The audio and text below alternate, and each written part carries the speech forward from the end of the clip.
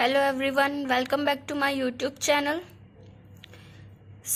हम लोग पढ़ रहे थे, बहुत सारी चीज़ें हम लोग कवर कर चुके हैं। आज एक नया इम्पॉर्टेंट टॉपिक मैं लेके आई हूँ जिसका नाम है सम एप्लीकेशंस ऑफ ट्रिग्नोमेट्री और you can say height and distance. ठीक है, ये आपकी बुक का चैप्टर 9 है।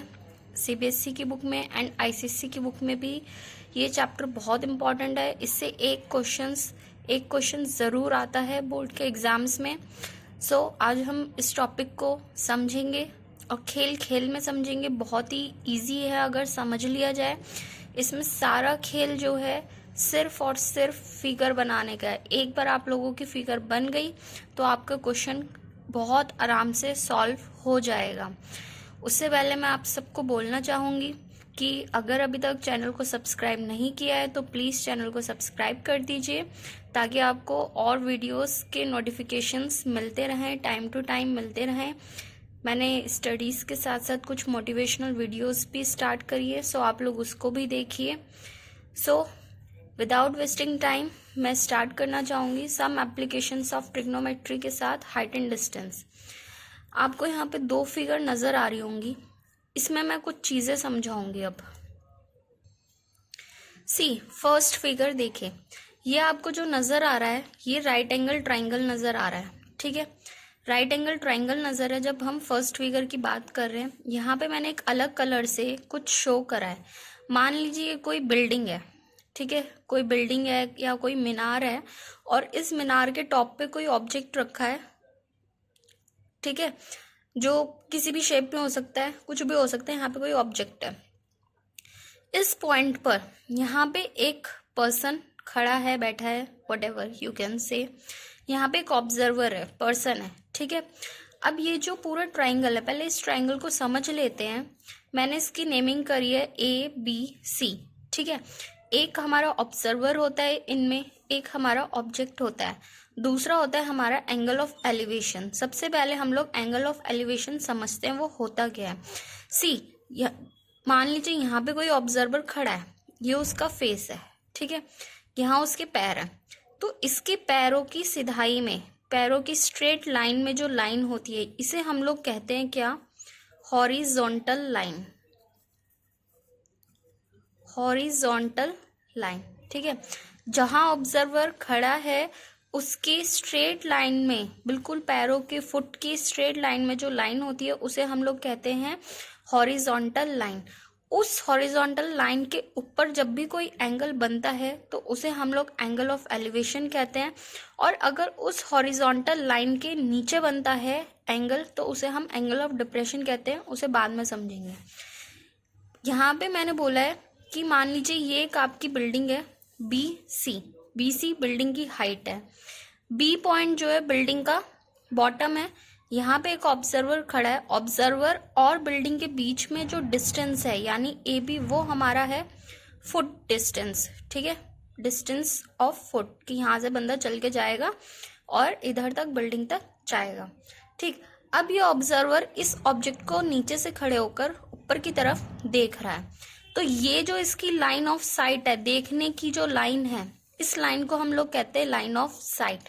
ठीक, और लाइन ऑफ साइट जब इससे बेस से, फुट कह लीजिए इसे या फिर हॉरिजॉन्टल लेवल कह लीजिए, लाइन ऑफ साइट जब हॉरिजॉन्टल लेवल के साथ एंगल फॉर्म करती है तो इसे हम लोग एंगल ऑफ एलिवेशन कहते हैं। ठीक है, angle of elevation. I hope ये फिगर आपको समझ आ गई हो कि एंगल ऑफ एलिवेशन क्या होता है, लाइन ऑफ साइट क्या होती है, हॉरिजॉन्टल लेवल क्या होता है और बिल्डिंग की हाइट क्या है। ठीक, और ये हमेशा राइट एंगल ट्राइंगल में ही फॉर्म होते हैं। ठीक है, क्वेश्चंस जो आते हैं वो इस तरीके से आते हैं कि आपको कुछ भी एंगल दे दिया जाएगा, हाइट दे दी जाएगी, आपसे पूछ लेगा यहाँ पे फुट का डिस्टेंस बताइए या फिर लाइन ऑफ साइट का डिस्टेंस बताइए कि ऑब्जर्वर और ऑब्जेक्ट के बीच में कितना डिस्टेंस है कि वो देख रहा है, ऑब्जर्वर ऑब्जेक्ट को देख रहा है। सेकंड फिगर समझते हैं। एंगल ऑफ एलिवेशन समझ आ गया था, अब एंगल ऑफ डिप्रेशन। मान लीजिए ये कोई बिल्डिंग है, यहाँ ये उसकी छत है, आपको नजर आ रही होगी। यहाँ पे मैंने ऑब्जर्वर रखा है अब की बार और ऑब्जेक्ट को नीचे रखा है। पॉइंट A पे मेरा ऑब्जेक्ट है। ठीक है, यहाँ पे कोई छत पे खड़ा है, कोई बच्चा खड़ा है और वो देख रहा है, तो ये लाइन जो है C से A, ये उसके लिए क्या लाइन हो गई? लाइन ऑफ साइट हो गई, लाइन ऑफ साइट हो गई, ठीक है। ए से बी क्या है, ए बी क्या है, डिस्टेंस हो गया, वही डिस्टेंस फ्रॉम द फुट, ठीक है, to the building. B C क्या है हमारी, हाइट हो गई बिल्डिंग की। अब यहाँ पे जब भी कोई चीज हम ऊपर से देखते हैं तो हम क्या करते हैं, उसकी, मैंने बताया था यहाँ पे कोई पर्सन खड़ा है तो उसके बिल्कुल स्ट्रेट लाइन में एक लाइन ड्रॉ करेंगे, ठीक है, वो हमारा हॉरिजॉन्टल लेवल होगा। जब हम लोग नीचे की तरफ देख रहे हैं तो horizontal level line of site के साथ एंगल बनाएगा, तो यही वाला एंगल बनेगा। बट इस केस में यहाँ पे ये एंगल ऑफ डिप्रेशन कहलाएगा, ठीक है। यहाँ पे इस केस में एंगल ऑफ डिप्रेशन कहलाएगा क्योंकि ये हॉरिजॉन्टल लेवल से नीचे की साइड बन रहा है, ठीक है। Below the horizontal level angle of depression, above the horizontal level angle of elevation, ठीक। और साथ ही ये वाला जो एंगल है इस एंगल के बराबर होगा। क्यों, देखिए ये आपका यहाँ से जेड फॉर्म हो रहा है, ऐसे हमारा जेड फॉर्म हो रहा है। और हमने पढ़ा था लाइन्स एंड एंगल्स में 8th 9th क्लास में कि जब भी इस तरह से जेड फॉर्म होता है तो ये वाले एंगल्स हमारे ऑल्टरनेट एंगल्स होते हैं और ये इक्वल होते हैं। सी मैंने लिखा भी है, एंगल डी सी ए इक्वल है एंगल बी ए सी के, ठीक है। सो आपको ये दोनों फिगर समझ आ गई हो, एंगल ऑफ एलिवेशन क्या होता है, एंगल ऑफ डिप्रेशन क्या होता है। अब जो मेन खेल है इसका सिर्फ इन्हीं फिगर्स को बनाने का है। अगर आपने ये फिगर्स बना ली तो श्योरली आप क्वेश्चंस को बहुत आराम से कर लेंगे। देखते हैं कैसे है। सी यहाँ पे मैंने कुछ वैल्यूज लिखी हैं, ट्रिग्नोमेट्रिक रेशियोज की कुछ वैल्यूज लिखी हैं एंगल्स की, जिसमें मैंने सिर्फ 30, 60 एंड 45 लिया है, वो भी 10 और साइन में। क्यों लिया है, क्योंकि सबसे ज़्यादा इन क्वेश्चंस में यही वाली वैल्यूज़ पूछी जाती हैं कि 10-30 कितना है, 10-60 कितना है, 10-45, साइन 30, साइन 60, साइन 45। आपको 10 की वैल्यू पता है, आप कॉट की निकाल लेंगे, आपको साइन की वैल्यू पता है, आप कॉस की निकाल लेंगे। दूसरा ये वाला फंडा, ये भी हमें यूज़ होगा यहाँ पे। देखते हैं कैसे। क्वेश्चन 1 समझते हैं। बोल रहा है a kite is flying at a height of 60 meter from the level ground attached to the string inclined at 60 degree to the horizontal. Find the length of the string. क्या बोला, एक काइट है जो कि कितने हाइट पे उड़ रही है, 60 metre from the level ground, नीचे जमीन है, ग्राउंड है, उससे 60 मीटर की हाइट पर एक काइट फ्लाई कर रही है, उड़ रही है, ठीक है। और कोई पर्सन है जो यहाँ पे खड़ा है उस फ्लाइट को उड़ा रहा है, ठीक है, उड़ा रहा है। तो ये वाली जो लेंथ होगी ये उस काइट से बंधे धागे की होगी जो उस ऑब्जर्वर के हाथ में होगा धागा, ठीक है। सबको पता है काइट का क्या होता है, हम लोग उड़ाते हैं तो इस तरह से लाइन जो होती है स्लैंट लाइन बनती है, ठीक है। तो हाइट पे है हमारी काइट जिसे कोई पर्सन उड़ा रहा है। हमसे बोला है कि वो जो एंगल फॉर्म कर रहा है, string inclined at 60 degree to the horizontal, ये जो स्ट्रिंग है यानी ये जो धागा है, ये धागा हॉरिजॉन्टल लाइन के साथ कितना डिग्री एंगल बना रहा है, 60 डिग्री एंगल बना रहा है, ठीक है।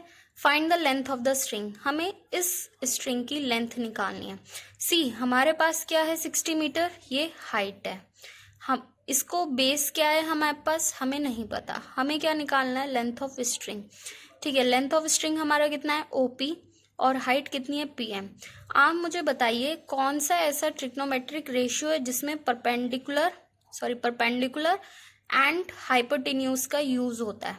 परपेंडिकुलर, हाइट को जगह यहाँ पे मैं परपेंडिकुलर लिख देती हूँ, ठीक है। परपेंडिकुलर और हाइपोटेन्यूज का यूज होता है साइन के रेशियो में, ठीक है। हमें एंगल दिया है तो हम यहाँ पे साइन 60 का फॉर्मूला यूज करेंगे। साइन 60 क्या होगा, परपेंडिकुलर पीएम अपॉन हाइपोटेन्यूज यानी ओपी, ठीक है। पीएम की वैल्यू हमें पता है 60, ओपी हमें निकालना है तो हमने ओपी को एज इट इज रहने दिया, ठीक। साइन 60 हमारा होता है √3/2 और बाकी हमें 60 पता है, ओपी पता है। यहाँ से ओपी की जब वैल्यू निकालेंगे, क्रॉस मल्टीप्लाई करेंगे तो 2 × 60 अपॉन √3 आएगा। अब इसे सॉल्व करना समझ नहीं आ रहा है तो हम लोग क्या करेंगे, √3 की ऊपर नीचे मल्टीप्लाई कर देंगे। जब √3 से मल्टीप्लाई होगा तो ये क्या बन जाएगा आपका 3, और 3 से कट करेंगे इसे तो 3 20 जा 60, 2 2 जा 4, 40√3, यानी ओपी की लेंथ कितनी आ गई आपकी 40√3। और ये किसकी लेंथ थी, length of the string. Second question की तरफ चलते हैं। बोल रहा है a statue 1.6 metre tall stand on the top of the pedestal from the point on the ground the angle of the elevation of the top of the statue is 60 degree and from the same point the angle of elevation of the top of the pedestal is 45 degree. Find the height of the pedestal. See, उसने बोला एक statue है, statue समझते हैं मूर्ति है, जो एक pedestal जिसके ऊपर वो मूर्ति रखी जाती है उसके ऊपर एक स्टैचू रखा गया है। ठीक है, पेडिस्टल के ऊपर एक स्टैचू रखा गया है। ठीक है, मैंने मान लिया ए बी जो है वो पेडिस्टल है और BC जो है वो स्टैचू है। ठीक है, AB एक पेडिस्टल है और BC क्या है, स्टैचू है, इसलिए मैंने इसे अलग अलग कलर से शो भी करा है। ठीक, from the point on the ground the angle of elevation of the top of the statue, statue का टॉप ये होगा। ठीक है, and from the same point angle of elevation of the top of the pedestal, और pedestal का top ये होगा। यहाँ पे कोई ऑब्जर्वर खड़ा है, जब वो पेडिस्टल के टॉप को देखता है यानी इस टॉप को देखता है तो यहाँ से उसे जो एंगल मिलता है वो मिलता है कितना, 45 डिग्री। ठीक है, और जब वो इसी पॉइंट से स्टैचू के टॉप को देखता है तो उसे मिलता है ये वाला एंगल कितना, 60 डिग्री। सो आई होप आपको फिगर समझ आ गई हो।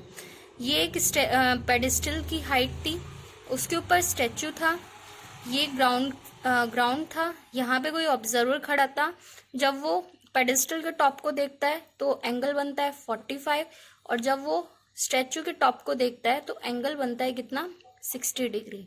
ठीक, हमें स्टैचू की हाइट दी हुई है, यहाँ से यहाँ तक स्टैचू की हाइट दी हुई है 1.6 मीटर।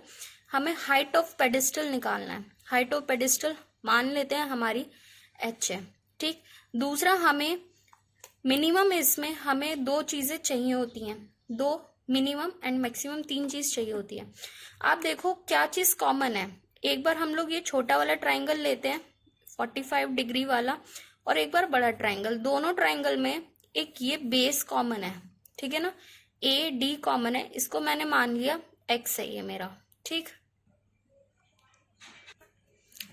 है, अब हम इसको सॉल्व करना स्टार्ट करते हैं। हमें ये हाइट चाहिए। सबसे पहले मैंने ले लिया है ट्राइंगल ABD, यानी छोटे वाले ट्राइंगल लिया। छोटे वाले ट्राइंगल में हमें परपेंडिकुलर दिया है और बेस दिया है। परपेंडिकुलर और बेस का रिलेशन 10 के साथ होता है, तो हम 10 45 लगाएंगे, कितना होगा, परपेंडिकुलर अपॉन में बेस, AB अपॉन में AD। AB हमारी वैल्यू कितनी है, H, और AD हमारी वैल्यू कितनी है, X, और 10 45 की वैल्यू कितनी होती है, 1। क्रॉस मल्टीप्लाई करेंगे तो हमें x जो है h के बराबर मिल जाएगा। ठीक है, हम आगे चलते हैं। अभी हमें कोई वैल्यू नहीं मिली है, हमें बस एक रिलेशन मिल गया है x और h के बीच में। अब हम बड़े वाले ट्राइंगल की बात करते हैं, इन ट्राइंगल ACD। ACD में हमें वापस बेस मिल रहा है और परपेंडिकुलर मिल रहा है। अब लेकिन परपेंडिकुलर ध्यान रखना कि ये पूरा हम लेंगे, क्योंकि स्टैचू के लिए ये पूरा माना जाएगा। इसके लिए 1060 वाली डिग्री, 1060 के लिए ये पूरी हाइट मानी जाएगी। तो AB प्लस BC होगा, AC कितना हो जाएगा, AB प्लस BC। ठीक है, ठीक, तो 1060 की वैल्यू होती है √3 AB प्लस BC। AB हमारा h था, BC हमें दी हुई है स्टैचू की हाइट 1.6, AD हमारी x थी। लेकिन अभी हमने ऊपर रिलेशन में निकाला कि x जो है किसके इक्वल है, h के, तो मैंने x की जगह h रख लिया, क्रॉस मल्टीप्लाई करा, h की मल्टीप्लाई √3 में हुई, √3h आ गया, h प्लस 1 प्लस 1.6। ठीक है, ये h इस साइड जाएगा तो माइनस में होगा, यहाँ से h को कॉमन लेंगे तो √3 माइनस 1 इज इक्वल टू 1.6। अब ये √3 माइनस 1 1.6 के नीचे जाएगा, डिवाइड में हो जाएगा। देन इसको सॉल्व करने का फॉर्मूला क्या होता है, अभी ये सॉल्व नहीं हो सकता, तो हम लोगों ने एक टेक्निक सीखी थी 9th क्लास में, रैशनलाइज की। हम क्या करेंगे, रैशनलाइज करेंगे। रैशनलाइज करने के लिए क्या करते हैं, जो भी नीचे वैल्यू दी होती है ऊपर नीचे मल्टीप्लाई डिवाइड कर देते हैं, बस साइन चेंज कर देते हैं। तो यहाँ पे √3 प्लस 1 √3 प्लस 1 से मल्टीप्लाई डिवाइड कर दिया, साइन चेंज कर दिया। ठीक है, तो यहाँ पे ये क्या फॉर्मूला बन गया, a minus B, a plus B क्या होता है, A square minus B square, यानी ए स्क्वायर कितना था, √3 का स्क्वायर माइनस 1 का स्क्वायर। √3 का स्क्वायर 3 होता है, -1 कितना आ जाएगा, 2 आ जाएगा। 2 से इसको कैंसिल आउट करेंगे तो 0.8, यानी हमें जो हाइट चाहिए थी, हाइट ऑफ द पेडिस्टल, वो हमें मिल गई कितनी, 0.8 ब्रैकेट में √3 + 1। ठीक है, आई होप ये क्वेश्चन आपको समझ आ गया हो। नेक्स्ट क्वेश्चन की तरफ चलते हैं। थर्ड क्वेश्चन थर्ड क्या कहता है आपका, the angle of elevation of the top of a building from the foot of the tower. एक एंगल ऑफ एलिवेशन फॉर्म हो रहा है किससे, बिल्डिंग के टॉप और कहाँ से, टावर के फुट से बिल्डिंग के टॉप पर, कितना, 30 डिग्री। मान लीजिए एक तरफ आपकी बिल्डिंग है, एक तरफ आपका टावर है। ठीक है, बिल्डिंग के टॉप से और इसके टावर के फुट से जो एंगल ऑफ एलिवेशन फॉर्म हो रहा है वो कितना फॉर्म हो रहा है, 30 degree. And the angle of elevation of the top of the tower from the foot of the building is 60। यानी मान लीजिए ये आपकी बिल्डिंग है, ये आपका टावर है। ठीक है, दोनों को ज्वाइन कर दिया, ये आपका बेस हो गया। बोला angle of elevation of the top of a building from the foot of the tower, ये टावर का फुट था, ये बिल्डिंग का फुट था। ठीक है, इसकी टावर के फुट से बिल्डिंग के टॉप पे जो एंगल ऑफ एलिवेशन जा रहा है वो जा रहा है 30 डिग्री, और बिल्डिंग के फुट से टावर के टॉप पे जो एंगल ऑफ एलिवेशन फॉर्म हो रहा है वो हो रहा है कितना, 60 डिग्री। ठीक है, बोलता है find the height of the building, हमें बिल्डिंग की हाइट निकालनी है और टावर की हाइट हमें दी हुई है कितना, 50 metre. If the tower is 50 metre height, find the height of the building. ठीक है, फिगर समझ आ गई हो आई होप, और मैंने सब कुछ मेंशन किया है। देखिए एडी हमारी बिल्डिंग की हाइट थी, बीसी हमारी टावर की हाइट थी जो कि हमें गिवन थी 50 मीटर, ये टावर का फुट था और ये बिल्डिंग का फुट था। बिल्डिंग के फुट से टावर पे कितना एंगल बनाया जा रहा है, 60, और टावर के फुट से बिल्डिंग के टॉप पे कितना एंगल बनाया जा रहा है, 30 डिग्री। ठीक, अब हम क्या करेंगे, दो हमें ट्रायंगल नजर आ रहा है, अगर मैं इस फिगर को छुपा लूँ तो हमें ABD नजर आ रहा है, और इसको छुपा लूँ तो मुझे ABC नजर आ रहा है। ठीक है, पहले मैंने ले लिया ABD, ABD में हमारा एंगल कितना है, 30 डिग्री। वही परपेंडिकुलर का रिलेशन बेस के साथ है तो 10 लेंगे, 10 30 कितना होता है, परपेंडिकुलर अपॉन बेस, परपेंडिकुलर था हमारा H और बेस था हमारा X, और 10 30 की वैल्यू थी हमारे पास 1/√3। ठीक है, तो यहाँ से मैंने किसी भी, चाहे आप H की वैल्यू निकाल सकते हैं, चाहे X की वैल्यू निकाल सकते हैं, हम उसकी वैल्यू निकालते हैं जो कॉमन होता है, और हमें दिख रहा है X जो है कॉमन है दोनों ही फिगर में, तो मैंने X की वैल्यू निकाल ली कितनी, H√3। इसको मान लिया इक्वेशन 1। नेक्स्ट हम आगे चलते हैं, अब लेंगे ट्रायंगल ABC। ठीक है, अब की बार ABC ट्रायंगल के लिए हाइट हमारे पास टावर की हाइट हो जाएगी जो कि हमें 50 दी है, और बेस हमारा वही होगा X, और 10 कितना हो जाएगा, 60। 10 60 की वैल्यू होती है √3, BC हमें दिया हुआ है 50 और बेस हमें दिया है X। X की वैल्यू अभी हमने ऊपर निकाली थी H√3, तो वैल्यू पुट कर देंगे, सॉल्व करने के लिए वैल्यू पुट कर दी, यहाँ से H की वैल्यू निकालेंगे, क्रॉस मल्टीप्लाई करेंगे, √3 इधर आ जाएगा, H ऊपर चला जाएगा। ठीक है, 50 अपॉन में √3 इंटू √3, ये क्या बन जाएगा, 3। जब हम इसे डिवाइड करेंगे ये आ जाएगा 16.6 मीटर या फिर 16/2/3 मीटर, जो आप लोगों की बुक में आंसर दिया हुआ होगा।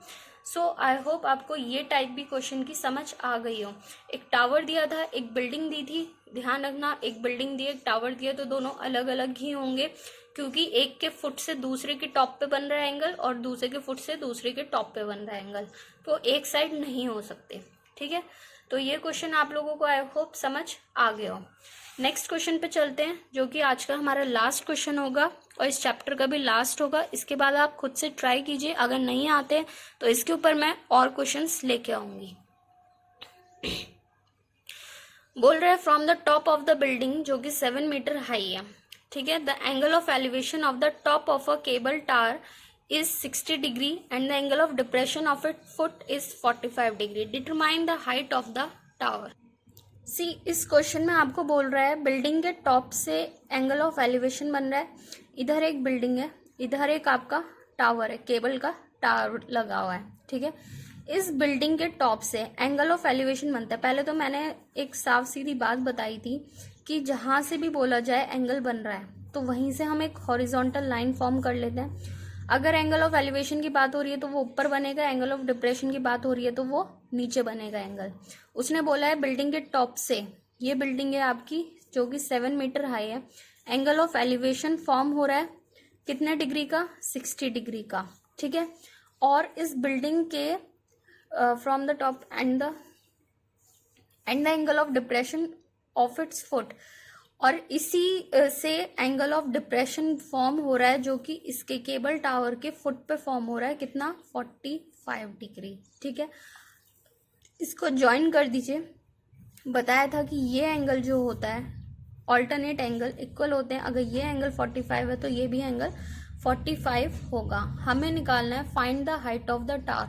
अब टावर की हाइट तो ये कंप्लीटली होगी, ठीक है। इस चीज को और समझ लेते हैं। देखिए ए हमारी बिल्डिंग की हाइट है, बी डी हमारी टावर की हाइट है, लेकिन जितना ए है उतना हमारा बीसी भी होगा, यानी ये कितना होगा 7।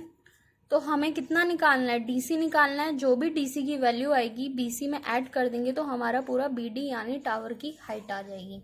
सबसे पहले मैं बात करती हूँ इस ट्राइंगल की, ए बी ई। इसमें हमारे पास परपेंडिकुलर दिया है, बेस दिया है। परपेंडिकुलर और बेस का रिलेशन 10 में होता है, एंगल हमारे पास 45, 10 45 की वैल्यू 1 होती है। तो perpendicular upon base 7 upon X is equal to 1। X की वैल्यू यहाँ से कितनी आ गई 7, यानी परपेंडिकुलर और बेस हमारा कितना आ गया, सेम आ गया। ये 7 है तो ये भी 7 है। अच्छा अगर ये 7 है तो ईसी ये भी तो 7 होगा, यहाँ से यहाँ तक ये भी तो 7 होगा क्योंकि सेम है, पैरेलल लाइंस हैं, ठीक है। अब हमें ये वाली हाइट निकालनी है डीसी, तो मैं ये वाला ट्राइंगल कंसीडर करूंगी। तो ईडीसी ले लो या ईसीडी ले लो, कुछ भी ले सकते हो आप ट्राइंगल का नाम। यहाँ पे हमें परपेंडिकुलर चाहिए, बेस हमारे पास 7 है, 1060 हमारा होता है कितना, √3। तो √3 कितना हो जाएगा, डीसी अपॉन में 7, परपेंडिकुलर अपॉन में बेस। यहाँ से डीसी की वैल्यू आ गई 7√3। अब हमारे पास डीसी की वैल्यू आ गई 7√3, पर हमें चाहिए किसकी वैल्यू, बी डी की वैल्यू। और बी डी की वैल्यू कितनी होगी, बीसी प्लस डीसी, ठीक है। बीसी हमारा 7 है, डीसी हमारा 7√3 है, 7 कॉमन ले लीजिए, यहाँ पे कितना आ जाएगा 7 ब्रैकेट में √3 + 1, ठीक है। सो ये क्वेश्चन भी आपको आई होप समझ आ गया हो। कुछ नहीं था, सिर्फ फिगर का खेल था, फिगर आपकी बन गई तो क्वेश्चन आपका सॉल्व हो गया। आई होप आपको ये टॉपिक इंटरेस्टिंग लगा हो, समझ आया हो तो प्लीज़ इसे ज़्यादा से ज़्यादा शेयर कीजिए और लाइक कीजिए, चैनल को सब्सक्राइब कीजिए, प्रैक्टिस कीजिए। प्रैक्टिस के बिना मैथ्स नहीं आ सकती। आप सोचते हो कि ये 4 क्वेश्चन कर लिए मैथ्स कंप्लीट हो गई, हमारा ये चैप्टर कंप्लीट हो गया, no, try and try again. Thank you and have a nice day.